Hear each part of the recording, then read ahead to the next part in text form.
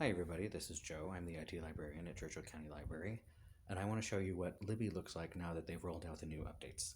So here we are in Libby. This is the default screen it opens to, and this is your shelf, which is where things you've checked out are. And whatever you're reading most recently will be down here in the bottom. So the buttons have changed a little bit. Let me show you what each one does. There's not been major changes to how this functions. It just looks a little different. So starting from the left, this is the search. So, you can see things you searched for before. If we search for Star Wars, find all kinds of things over here. Let's say I want to borrow this audiobook. Another new feature is it shows you how long audiobooks are now.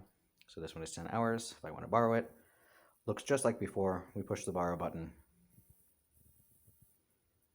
Now we've borrowed, and go back to keep browsing. So if we click on the second from the left, this little library card icon, that takes us into the library's collection. So here is everything accessible with your card. You can see the just added list. You can see like featured stuff like poetry. And you can search by genre. This is, again, not super different from before. It just looks a little different layout-wise. We've got tons of magazines in there that they're highlighting. Here are some staff picks, read likes, gardening stuff. So if we click the little Libby icon in the middle, that shows us our library cards. So if you had library cards in multiple systems, you could see them here. Generally speaking, that doesn't come up a lot, so this just shows you are doing, you're using Libby with your Nevada Library Cooperative library cards. So that's Churchill County, Lyon County, Carson City, all those libraries. Okay, and then the little bookshelf is what it sounds like. It's your shelf. Here's all the stuff you've borrowed. You can also go look at your holds. So here's stuff you might be waiting for. And this little clock in the corner is your timeline.